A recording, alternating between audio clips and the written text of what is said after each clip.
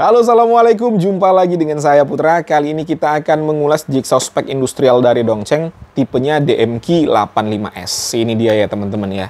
Beberapa bulan yang lalu saya pernah mengulas juga DMQ 85 yang nggak pakai huruf S. Dan menurut saya DMQ 85 itu adalah salah satu jigsaw terbaik yang pernah saya pakai. Karena tenaganya gede, presisi dan getarannya sangat minim di tangan. Nah, sekarang keluar versi terbarunya yang pakai huruf S di belakangnya. Belajar dari pengalaman mengulas produk Dongcheng yang pakai huruf S, biasanya ya teman-teman ya, ada penurunan kualitas ya. Seperti contohnya DCM-nya 140S, build quality-nya yang di downgrade. Saya pernah mereview DCM-nya 140 yang tanpa huruf S di belakangnya untuk blade guard pakai aluminium. Kalau yang DCM-nya 140S pakai plastik.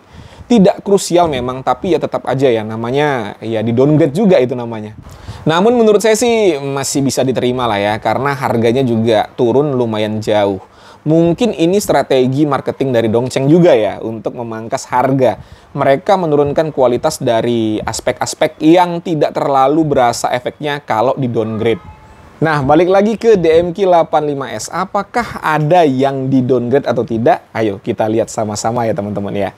Untuk kemasan produk ini masih sama seperti DMQ 85, koper plastik warna biru khas Dongcheng, plastiknya tebal dan kokoh, jadi dapat melindungi isi di dalamnya dengan baik.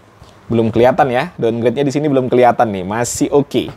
Di paket pembelian ada buku petunjuk penggunaan, masih berbahasa Inggris. Lalu ada kartu garansi, untuk garansi dari Dongcheng 2 tahun. Lumayan lama ya teman-teman ya, jarang ada brand yang berani kasih garansi lebih dari 1 tahun seperti Dongcheng ini. Dan untuk service center juga banyak, ada di 17 kota besar seluruh Indonesia. Selanjutnya kita juga mendapatkan 3 buah blade, 2 untuk kayu, 1 untuk logam dan plastik.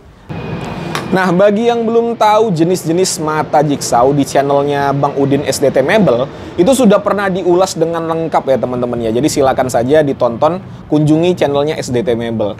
Berikutnya di sini ada sepatu untuk base-nya. Nah, ini yang saya nggak temukan di paket pembelian DMQ 85. Splinter guard atau pelindung serpihan. Nah, ini dia unitnya ya teman-teman ya. Untuk bobotnya sepertinya sama dengan DMQ 85 biasa, tidak ada beda ini. Dan di pangkal kabel juga masih ada 2 lagi kunci L nih. Untuk build quality dari bobotnya saja saya bisa menyimpulkan untuk material bahan yang digunakan tebal dan kokoh. Beratnya terasa firm sekali. Ini beratnya terasa pas ya, bukan berat yang menyusahkan. Untuk kakinya ini campuran antara coran aluminium pada bagian atas dan pada bagian base-nya adalah besi ya. Rumah gearbox juga coran aluminium. Selanjutnya pada bodi utamanya adalah plastik, dan untuk plastiknya ini bisa didengar sendiri suaranya nih.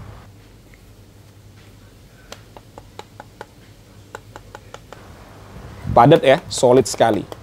Untuk finishing nggak usah ditanya lagi ya, ini rapi sekali teman-teman, nggak asal-asal pokoknya.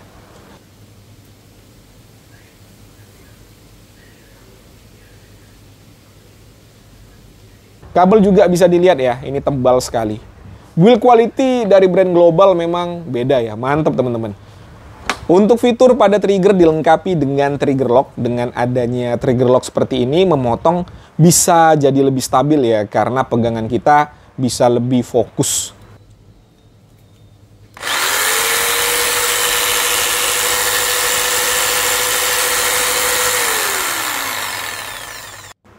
Selanjutnya ada pengaturan speed juga pada triggernya. Untuk mengatur kecepatan tinggal putar-putar saja switchnya seperti ini ya, sampai kecepatan yang dibutuhkan atau yang kita inginkan sesuai.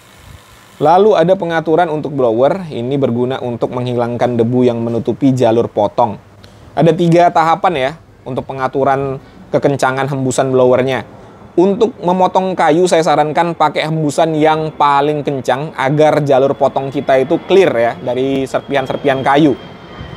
Namun kalau digunakan untuk memotong logam dengan bantuan pelumas, pakai hembusan yang paling rendah agar pelumasnya itu tidak berantakan kemana-mana. Selanjutnya di sini ada fitur pendulum. Nah, secara garis besar, kegunaan dari fitur ini adalah untuk menyesuaikan proses pemotongan dengan media yang kita potong.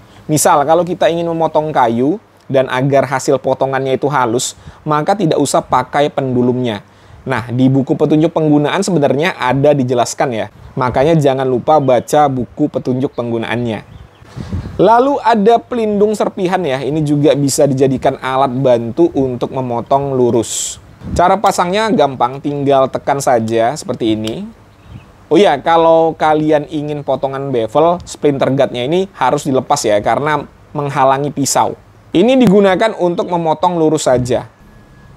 Berikutnya ada sepatu untuk base-nya. Ini berguna agar potongan bisa jadi lebih lancar ya. Pada saat proses memotong itu tidak ada nyangkut-nyangkut.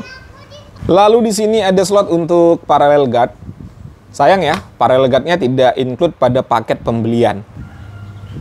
Untuk kakinya bisa kita miringkan sampai dengan 45 derajat untuk potong bevel.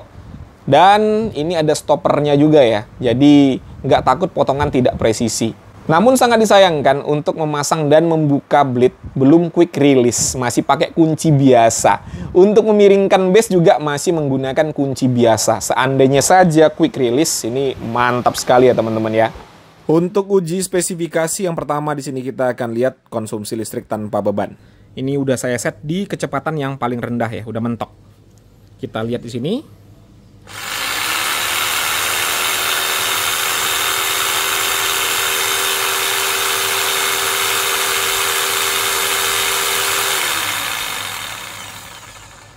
200-an watt.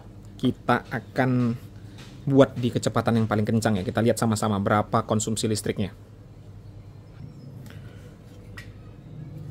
Ini udah saya set di yang paling kencang.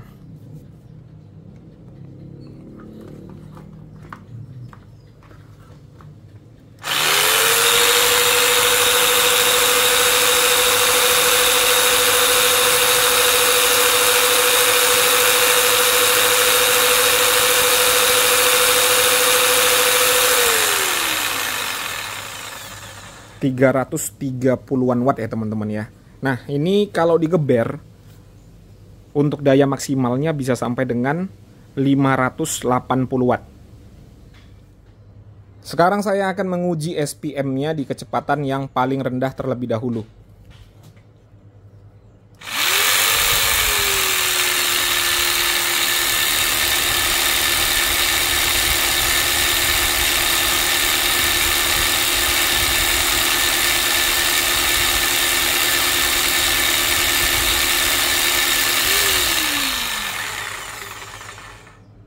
...2298 SPM. Sekarang kita set di kecepatan yang paling tinggi.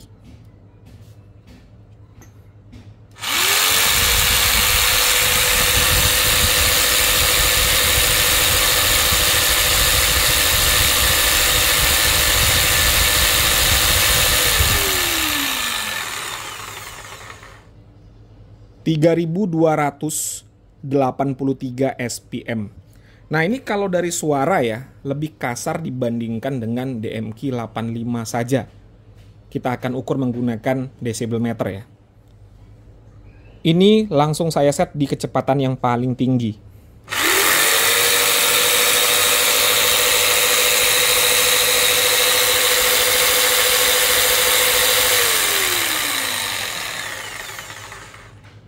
Di angka 108,4 desibel. Untuk bobotnya di angka 2,6 kg.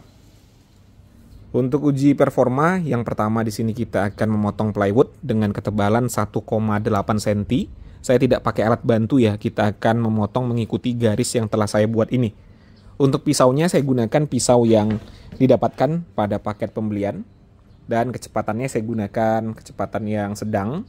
Lalu untuk pendulumnya saya matikan. Bismillah.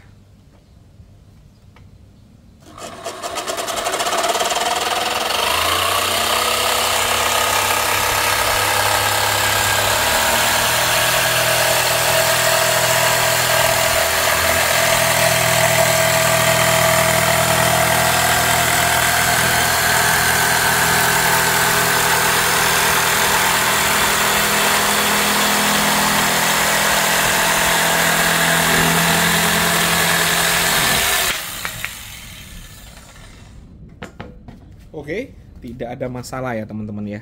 Ini saya bisa memotong dengan baik, mengikuti garis yang telah saya buat tanpa alat bantu. Hasil potongannya ini lurus ya. Nih, bisa dilihat. Enak sekali teman-teman. Selanjutnya saya akan motong bevel dengan kemiringan 45 derajat ya. Pendulumnya mati. Medianya plywood dengan ketebalan 1,8 cm atau 18 mili.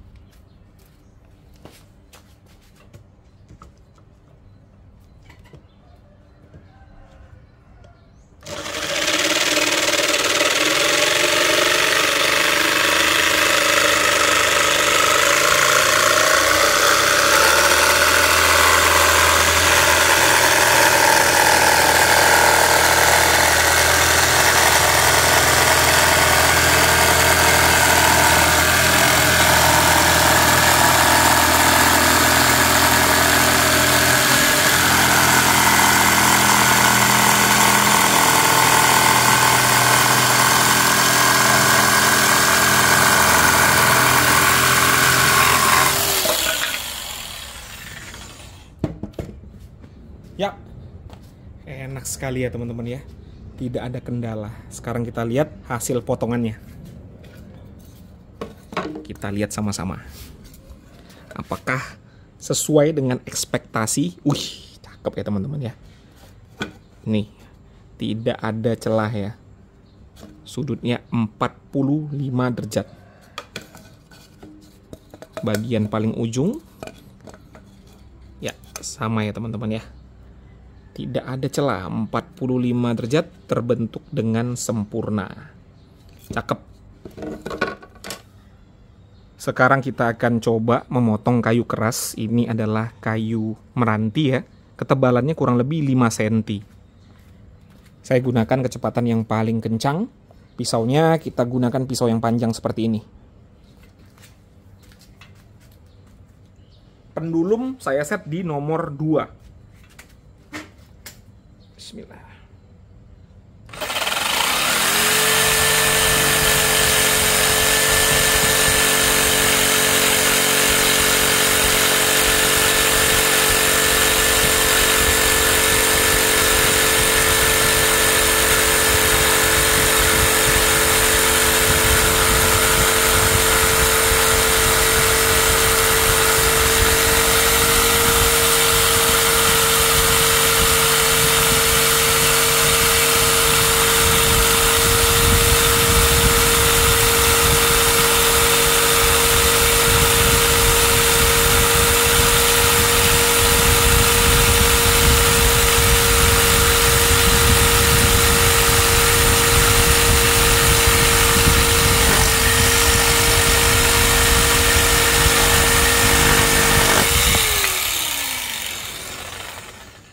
Mantap ya, ini dia hasilnya. Tidak ada kendala, tenaga dari motornya powerful ya teman-teman ya. Nah ini kenapa hasilnya miring bang? Ya karena memang saya tidak pakai mal-malan ya teman-teman ya. Saya tidak menguji kepresisiannya, tetapi saya menguji kekuatan mesinnya. Kalau menguji kepresisian, pastinya saya menggunakan mal-malan. Nah ini ya, untuk tenaga dari motornya mantap. Sekarang kita akan memotong besi siku dengan ketebalan kurang lebih 3 mili ya, menggunakan pisau untuk logam yang kita dapatkan pada paket pembelian. Nah ini saya lumasi lagi menggunakan minyak ya, supaya lebih lancar. Kalau pakai minyak seperti ini, tidak usah nyalakan blowernya ya, karena bisa berantakan kemana-mana.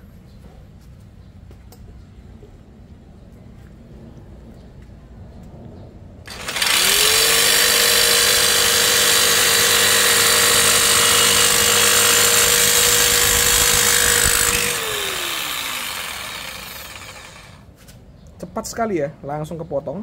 Kita coba lagi.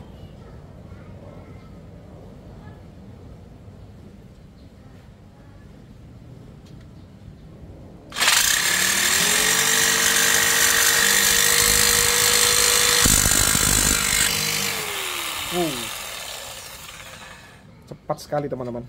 Lagi ya, biar lebih yakin.